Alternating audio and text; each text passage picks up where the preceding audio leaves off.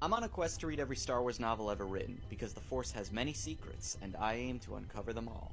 Today, I'm talking about one of my favorite canon novels, Shadow of the Sith by Adam Christopher. Set about 20 years after the original trilogy, this book focuses on Luke and Lando as they investigate a mysterious assassin that Whispers have described as an agent of the Sith, as he pursues a young couple across the galaxy in search of their daughter, Rey.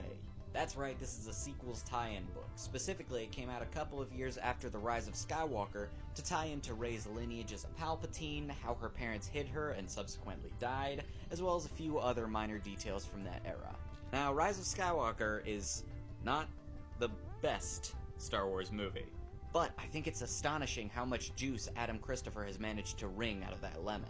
This book endeavors to make sense of plot lines that in the movie seemed weird and disjointed and completely illogical, and yet the way that Christopher lays them out seems completely natural, without outright changing anything from the movie. It's astonishing. I haven't read a book that so thoroughly improves its source material since Revenge of the Sith by Matthew Stover, and any comparison to that is a high compliment from me. It is kind of funny, there is one scene towards the end of this that stood out as a little bit rough. You know, it's not as elegant in explaining how things ended up where they needed to be for Rise of Skywalker as the rest of this book is, and I thought it was odd that for that one scene he seemed to have lost his touch. Until I rewatched Rise of Skywalker and realized, oh, that's one of the flashbacks that's in the movie. That's why it was clumsy and weird, now I get it. But that's enough about this as a tie-in. How is Shadow of the Sith on its own, as a standalone novel? In my opinion, great. I love Luke-centric stories, but I mostly have to go to the EU for those. This is one of only 2 canon novels that is really about Luke, and I love what it does for his character. The tricky thing about writing for Luke is that if he gets into a fight, we know that he's going to win. Or, at best, he'll lose today so that he can win tomorrow. That's the deal we make when we sign into an adventure series like this. He's always going to come out on top, which is why it's most interesting when he's not being challenged physically, can you beat them? Because the answer is always going to be, kind of, yeah. He has to be challenged morally, psychologically. There has to be some personal struggle for him to grapple with, and this has that in spades. Besides the search for Rey and her parents, Luke also is dealing with a mysterious figure with Sith ties, and this book uses that to really analyze the idea of turning someone back from the dark side.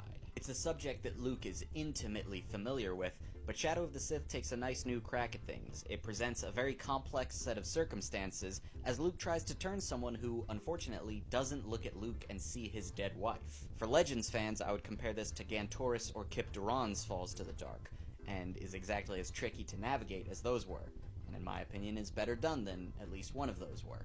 But Shadow of the Sith also isn't just about Luke. Lando gets a really strong character arc about loss, luck, and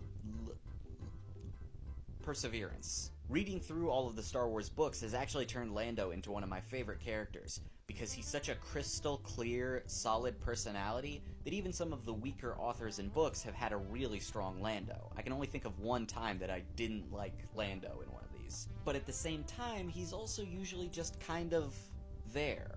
He never gets much of a character arc, never really gets to be too involved. He'll fight in a space battle, he'll have some new business venture he's working on, but he doesn't really get a lot of meat to chew on as a character. This, though, takes Lando very seriously as a character. It gives him a lot of weight, a lot of dramatic material to chew on. I thought it did him fantastically. The last thing I'll mention for anyone considering reading this is that this is a rough book emotionally. This is much less A New Hope and much more Revenge of the Sith. Bad things happen, and the characters are put through some tough trials. I mean, the inherent goal at the beginning of the book is we need to save Rey's parents. And we already kind of know how that one's going to end up, so there's at least a heavy measure of tragedy in this book. And that's not everyone's cup of tea. But I loved Revenge of the Sith, and I love Shadow of the Sith. Tragic, heartbreaking, but determined and unyielding. I give this a big 8 out of 10.